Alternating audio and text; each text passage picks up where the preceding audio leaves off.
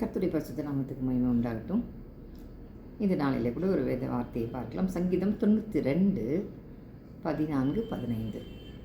கர்த்தர் உத்தமர் என்றும் என் கண்மலையாகிய அவரிடத்தில் அநீதி இல்லை என்றும் விளங்க பண்ணும்படி அவர்கள் முதிர் வயதிலும் கனித்தந்து புஷ்டியும் பசுமையுமாய் இருப்பார்கள்.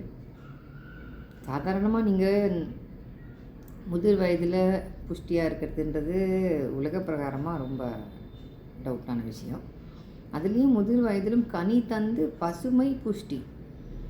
அப்போ இந்த புஷ்டியாக இருக்கிறதுன்றது ஒன்லி வெயிட்டாக இருக்கிறது, குண்டாக இருக்கிறது அது மட்டும் அர்த்தம் கிடையாது. அதுக்கு 2-3 அர்த்தங்கள் இருக்குது.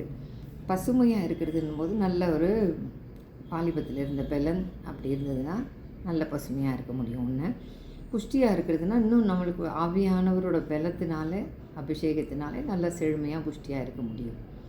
ஸோ இதுக்கு 14வது வசனம் என்ன சொல்கிறாருன்னா, கர்த்தரிடத்தில் அநீதி இல்லை, அவர் உத்தமர், அவரிடத்துல அநீதி இல்லைன்றதை விளங்க பண்ணுறதுக்காக எப்படி செய்வாராம். ஸோ இது 2 வசனத்தையும் எப்படி லிங்க் பண்ணு. ஜென்ரலாக முதிர் வயதிலும் கனி தந்து பசுமை புஷ்டி நான் ஜென்ரலாக படிச்சிருவோம். பட் அதுக்கு காரணம் என்னவா, அவரிடத்துல அநீதி கிடையாதான், அவர் உத்தமர் அப்படின்றத உலகம் தெரிஞ்சுக்கிறதுக்காக. நாம் முதல்ல தெரிஞ்சுக்கணும், உலகம் தெரிஞ்சுக்கிறதுக்காக அப்படி செய்கிறாருன்னு போட்டிருக்கு. ரொம்ப சூப்பராக இருந்தது இந்த வசனம் படிக்கும்போது. இதுக்கு ரிலேட்டடாக இன்னொரு வசனம் உபாகம் 33:25 பார்த்தீங்கன்னா, இரும்பும் வெண்கலமும் உன் பாதரட்சியின் கீழ் இருக்கும், உன் நாட்களுக்கு தக்கதாய் உன் பலனும் இருக்கும். இரும்பு வெண்கலமும் உன் காலங்கிட இருக்குன்னா அவ்வளோ அசால்ட்டாக உன் காலங்கிட போட்டு மிதிக்கிற அளவுக்கு உனக்கு அந்த பலன் இருக்கும். ஏன்னா வெண்கலத்தை இரும்பையும் மிதிக்கிறதுன்றது ரொம்ப சாதாரண விஷயம் கிடையாது. அது எல்லாமே உன் காலக்கிட்ட இருக்குன்னா, ஸோ பெரிய பெரிய அதிகாரங்கள், ஆட்சிகள், உங்களுக்கு விரோதமான காரியங்கள்லாம் உன் கால் கீழே இருக்கிற அளவுக்கு உனக்கு பவர் இருக்குன்னு ஒன்று. இன்னொன்று, உன் நாட்களுக்கு தக்கதாக உன் பலன் இருக்கும். நார்மலாக 60 வயசு ஆயிடுச்சுன்னா சுகரு, ப்ரெஷரு இப்படி சொல்கிற காலம். ஏன்னா இது வழக்கம் தானேங்க, வயசாகிடுச்சுன்னா அப்படின்னு. ஆனால் இங்கே நம்ம பைபிளில் காலேபை பற்றி பார்த்துருப்பீங்க.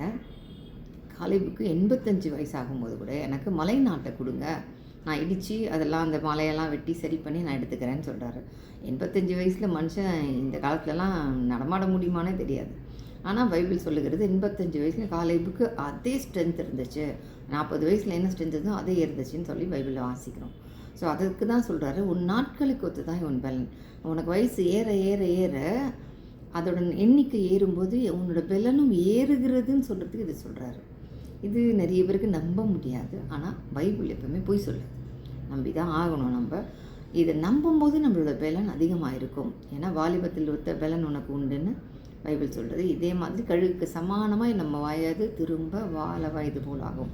இப்படி நிறைய வசனங்கள் வேதத்தில் இருக்குது. இதை நம்ம எடுத்துக்கொண்டு நமக்கு தான் எதுன்னு சொல்லி நம்ம அதை ஆராய்ந்து பார்க்கும்போது கட்டாயமாகவே நமக்கு இந்த வசனங்கள் நம்ம வாழ்க்கையில் கிரியை செய்யும். இதில் எந்த ஒரு டவுட்டும் உங்களுக்கு வேண்டாம்.